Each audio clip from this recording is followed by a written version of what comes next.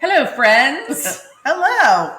It's still hot here. Hello, everyone that's watching. Oh, I meant to say, look at my t-shirt. I know, I should have worn mine. Tastes like the ocean. Tastes like the ocean. It may be reversed there. I don't know. I can't tell. It's well, maybe, but it's okay. You can still read it. So one of our dearest and longest followers, Yes. Tiffany, made us t-shirts. Yes, mine says "fuck the tongs." Yes, because when I do my cocktail videos, the plastic tongs are not always my friend, and they don't pick things up, and I get angry with them. One cube of ice at a time. One cube of ice at a time. Yeah. It's not so fun. And I always say, because people ask all the time about salting pasta water or vegetable water or whatever, and I say salt it until it tastes like the ocean. So that's what I got. Tastes like the ocean. Yeah, it's very cute. And I'm Candace. And I'm Natalia. And this is not a single fork, just another podcast about food and cooking, but we're keeping it real. Real. Real. Do you want to pause it? No? Okay. We're just going to keep on going. Okay, what are we talking about today? We are talking about, well, we get a lot of questions. We have many questions. Many questions. But to be more specific. Yeah, and we like to talk about them on the podcast because obviously a lot of people have the same kind of questions that we get asked in class all the time because we spend 2 hours with people teaching them hands-on cooking. And during the class, we give them knives and we give them spatulas and we give them saute pans. And they're like, oh, this knife is great. This knife is the best. This knife makes my knife at home go to shame. And I'm like, yeah, and they're the $6 knives at Sam's Club. Yeah, and they're great knives, by the way. Yeah, I use them at home. They're very durable, and they're inexpensive, obviously. Yeah. So you can just sharpen the shit out of them. And throw them in the dishwasher. And then when they don't hold an edge anymore, you just throw them away, go get another one. Yeah, it's not a big deal. And we always recommend that you don't necessarily spend $100 on a knife when you don't really know how to use the knife, and you definitely don't know how to keep it sharp. Yeah, if you're not cooking, like a lot of people don't cook every night. Like, why are you spending so much money on a knife? Yeah, I don't know. But it happens because people tell you that's what you need. Yeah, so you go to the big fancy not food specialty, but kitchen supply specialty stores. Yeah. And they're, they want to sell you stuff so they can get a good commission, and they sell you stuff that you don't need a lot of times. So we're going to kind of talk about, is it pots and pans or sautés? It's mainly skillets and saute pans. Okay, today. Okay, the first thing I want to say is don't buy a set. We've said that numerous times about many things, but definitely with pots and pans. You just don't need all those pans. And the tricky thing they do is that they say that part of the set are the lids.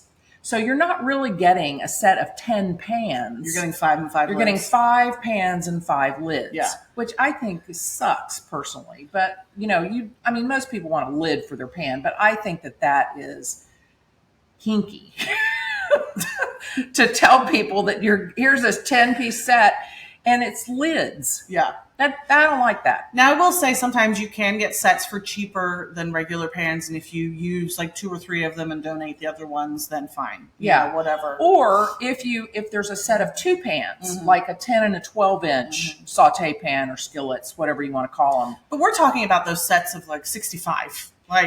Nobody needs that. Big. Because here's the thing. And they're expensive. You're going to buy all that, and you're literally going to use 3 or 4 pans of your favorite. You're subconsciously going to pick 3 or 4 that you always use. Yeah. And then you never use the rest. And if that happens, then you need to donate the rest of them. Yeah. Honestly.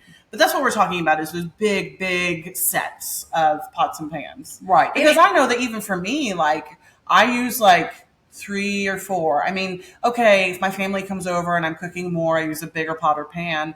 But I stick to 2 or 3, on a daily. Yeah, me too. Yeah. Me too. I have and the ones that I use, they vary in composition of what they're made of. So we're going to talk about that too. Okay. So there's a popular, people like to use nonstick because food doesn't stick to them. Mm-hmm. And the problem with nonstick is, there's not a problem with it. It serves its purpose. I use nonstick. At home. And A lot. if particularly if you're cooking eggs or things that naturally stick to the bottom of a pan, Yeah. nonstick is nice. The thing is, the nonstick coating doesn't last, and you have to replace them after a few years. Yeah. And if you're okay with that, then you can get away with an inexpensive nonstick pan, because regardless whether you're buying an expensive pan or a cheap pan, the nonstick coating is going to wear, Yeah. and it's just not going to work after a while. Right. So, nonstick is great if you don't want to get any kind of a sear or a crust on your food. Okay. So that's where the Because it makes it really hard to get one. Yeah. Because it doesn't stick to the pan, and that's where you get the chemical reaction between the food and the pan. Yeah. So nonstick is great, but it's got its limitations, just like everything else does. So when you talk about saute and what did you say? Skillet. What's the difference? I think they're really basically the same. I think of a skillet as it has higher sides, and it has a around the inside there's an edge or a Just a little lip or something. what do they call that? It's not a it's I'll think of it in a minute. Okay. But it holds, your food gets stuck in those corners. Oh, I see. Okay. So I think of that as a skillet. A saute pan to me has a nice curve so that all of the food stays in the hot tub of love. And so I think that's the only difference. I mean, you can use them interchangeably. It's, people will know what you mean regardless. It means the same thing. It means the same thing, basically. Yeah. I didn't know if a skillet was a specific look. I don't think it is. And then there's the what's the one, cast iron? Everybody likes Cast to use. iron. Cast iron. The interesting thing about cast iron is That's a skillet to me. Yeah, That's a skillet. I agree. You can't destroy a cast iron pan. Okay. Even if it gets rusted, you can still bring it back to life. How do you unrust it? Well, I think you just scrub the shit out of it and then you season it. Actually, you do, but baking soda. Yeah. Baking soda. It's just baking soda is good for baking almost soda everything. and coconut oil are like two fix-alls for almost anything that you could come across. But if you scrub it with baking soda, it'll help get rid of the rust. And I only know that because my flat top that I got, I didn't clean it right away. And it got kind of funky. So yesterday I was outside with baking soda and water. And Took it cleaned right off. Yeah. Yeah. And it's natural. Yes, that's right. Very natural. It's a sustainable element. Yes. We like that. Yeah, so cast iron is great, but it's heavy. Yeah. But is it something you would want to cook in everything in? Some people like to do that. Yeah. I don't. Because I don't think it's for any other reason than I have a particular couple 3 pans that I use all the time, and I don't think about my cast iron pans, and they're in another section in my kitchen, and so it doesn't occur to me to grab my cast iron pan, even though it would do just as well, but it is heavy. It is heavy. Are there certain things that you were cooking that you would grab that for? Well, the heat distributes really evenly across cast iron, so it's good for frying things. And I've done a lot of fried chicken in it. Although I will say, I don't love. I mean, maybe I just don't know what I'm doing. There's always that possibility. I don't love the way my chicken turns out in it. In a cast iron skillet? I like, my mom did this. She kind of established this pattern of using an electric skillet. Oh, you mean your fried chicken? My fried chicken. Yeah. So if I will do my fried chicken in an electric skillet, it turns out exactly the way I want it. And maybe it's just because that's the way I want it. And then a cast iron pan, it ends up a different way, and I don't love it so much. Right. It's probably still good. It's not what you had in your head. Exactly. Exactly. And what you remember your mom and growing up with. I mean, But we get people in class who say that's all they cook with is a cast iron pan. I just couldn't imagine. I agree. It's heavy, and I mean, like, you have to clean it right away. Yeah, you can't let it sit. You can't just let it sit, and so it just seems, I don't know. And cast iron, and I'm sure they're not all like this. Excuse me while I squeak in my chair. But to me, the ones I'm used to have ridges in them. Do they all have ridges? No. Okay, some of them can be flat. Yeah, mine are flat. Okay. But mine are actually my mom's. So they're probably, wow, they could be 100 years old. Wow. Yeah, because I'm sure that my grandmother had them. Probably. Yeah. To your mom. Yeah. So they're indestructible. That's the thing about cast iron. Once you buy it, it will be with you into the millennium. And it can be a weapon. And it can be a weapon. Yes, it absolutely can be a weapon. If you can lift it up high enough, get it over your head, then you can whack someone good with it. One pan that I really like right now that I just bought recently is a stainless steel pan. And I know a lot of people use stainless steel, but I really, really like that pan. What does it do for you that's different? You can get a really good sear. Seal? Okay, let me try again. You can get a really good sear with it. Okay. And I find that it's one of those things where, we always talk about in class that you have to let your food tell you when it's done and to turn it over or whatever. And I find without exception, this in a stainless steel pan, that happens more regularly. And what's that called?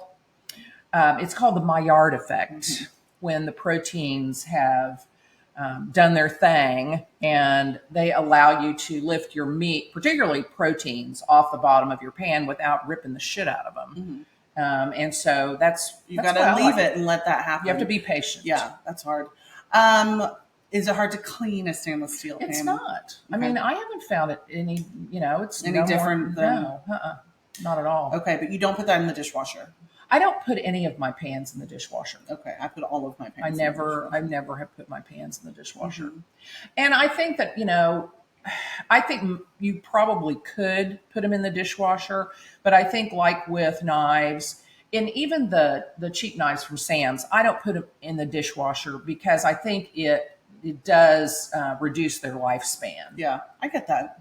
So I just don't, and it's just a habit with me. Well, and it's old school. You didn't used to put your knives or your pots and pans ever at all in the dishwasher. Yeah, I mean because they weren't. Well, they didn't have dishwashers. They didn't have dishwashers, and then when they did have dishwashers, they poo-pooed it because they thought it like really screwed up your pots and pans. Yeah, and here's another thing about dishwashers. And here's another thing.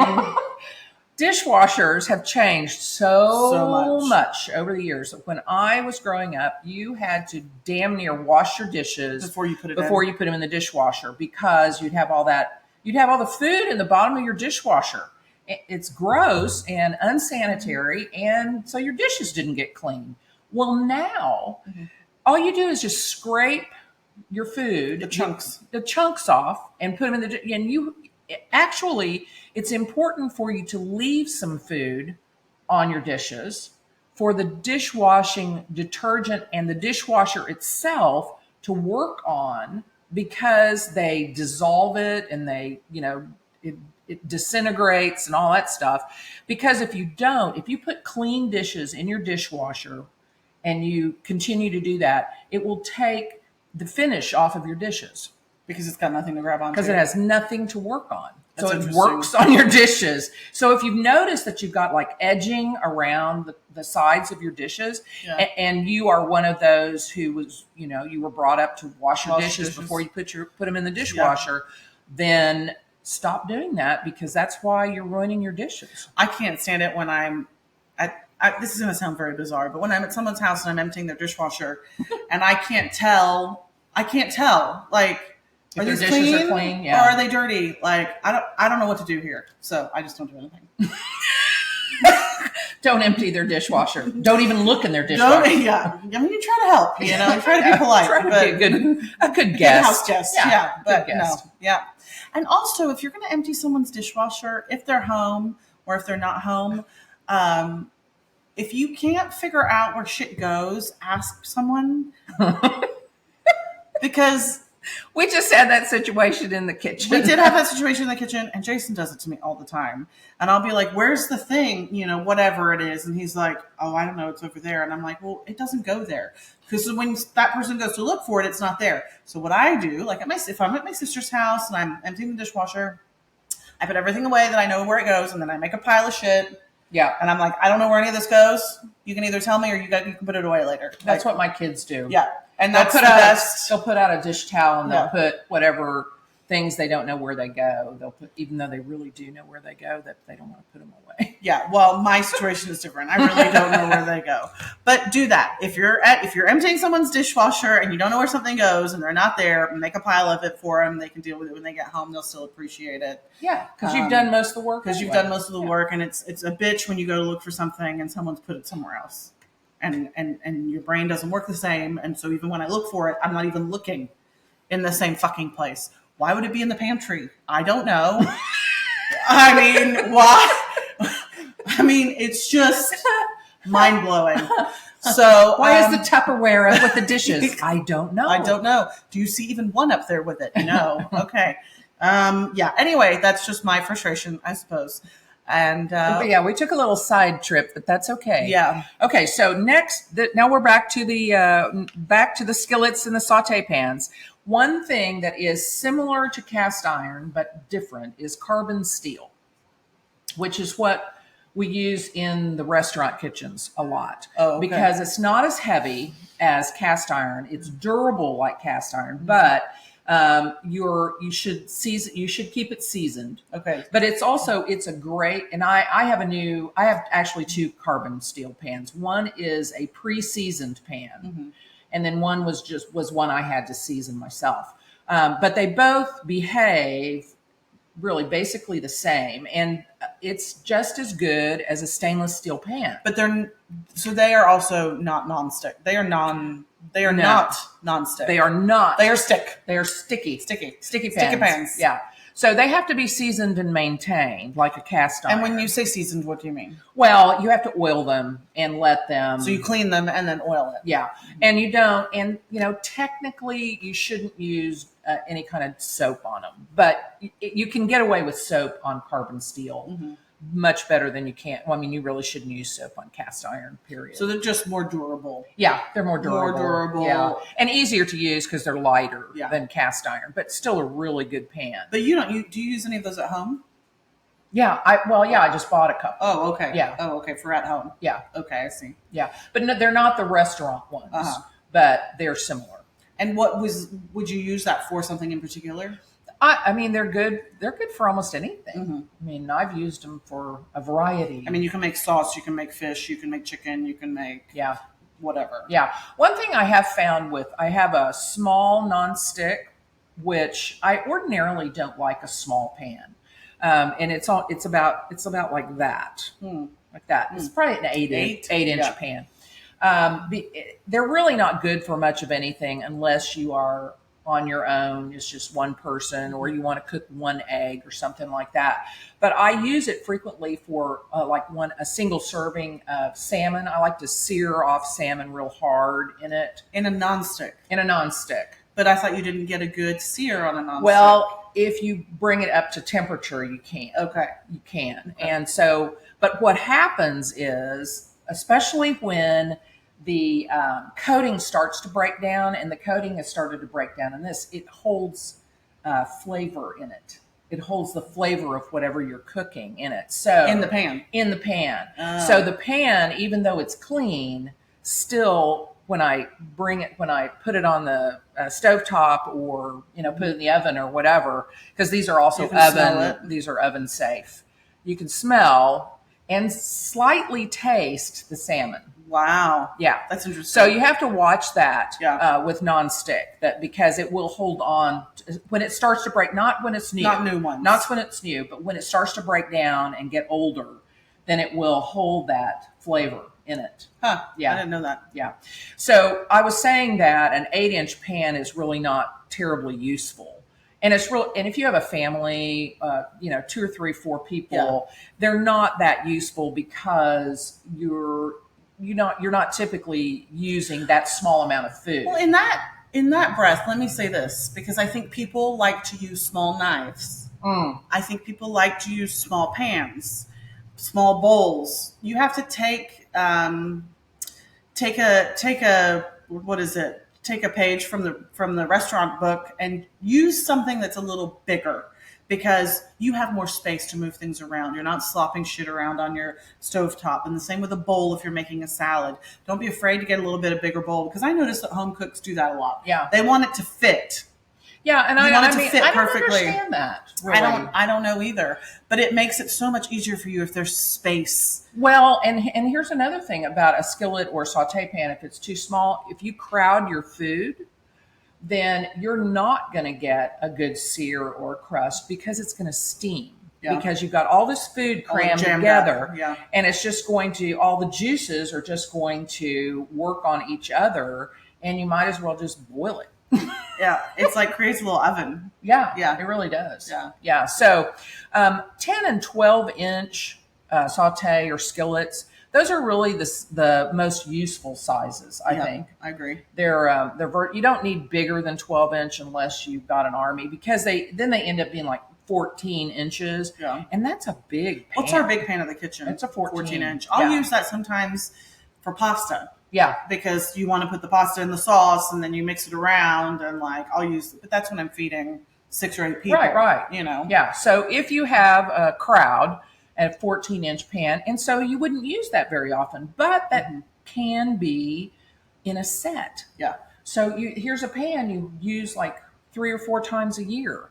So, but if you use it more often than that, then go buy a single one. Yeah. You know, buy a 10 and a 12 and a 14, and then you've got it covered. Yeah. And you don't need lids for everything.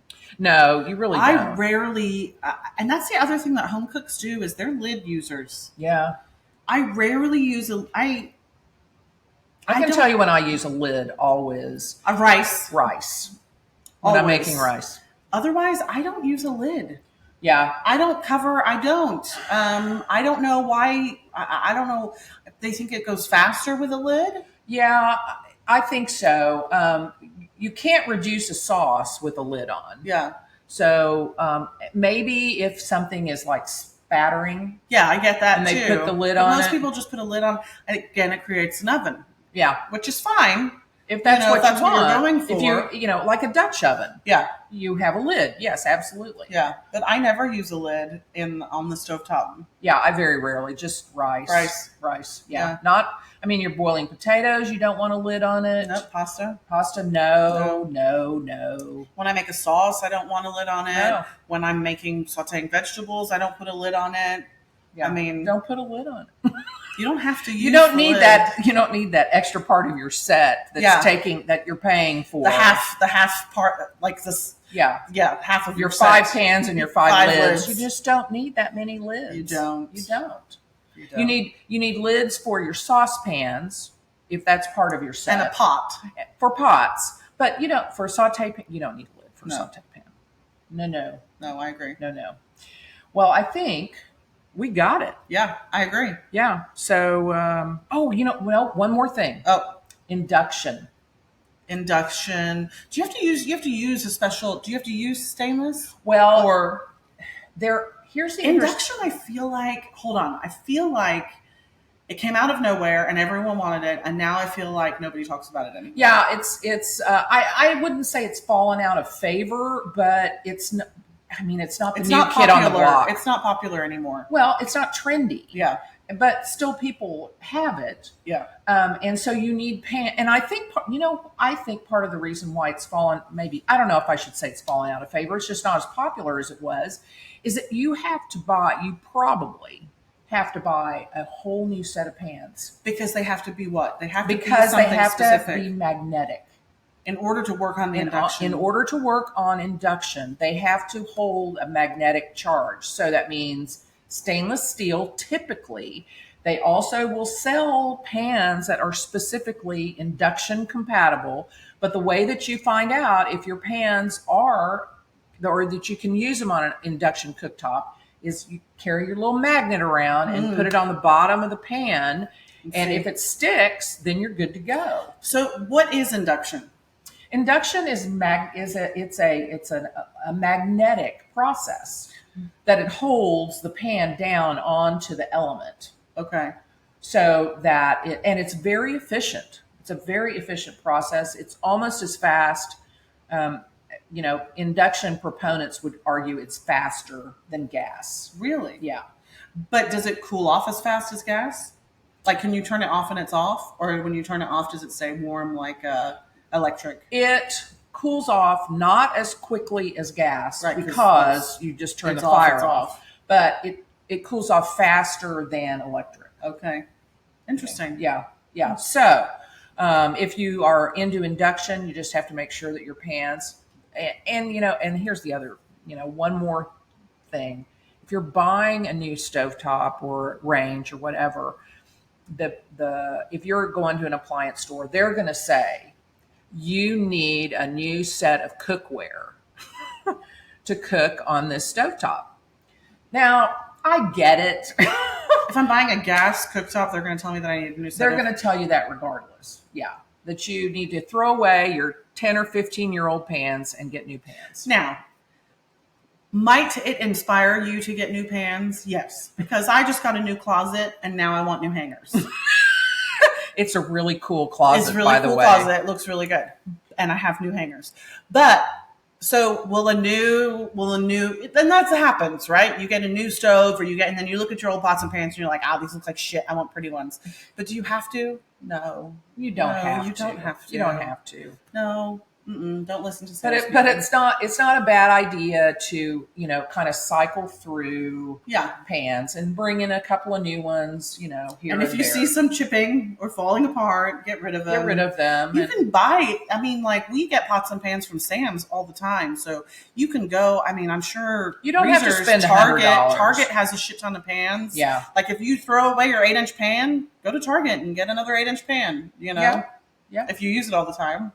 So anyway, there's all these rules out there. We love to break the rules. It's not. Yeah. And that's, I think, also why it stresses people out to cook. Yeah. And even the other day in class, it's like, well, how precise? You don't have to be precise. It's not baking. It's not baking. It's not rocket science. That takes the fun out of it if you're overthinking everything. Yeah. And pots and pans are the same way. Yeah. Almost everything. Yeah. So don't take the fun out of it. So stay free.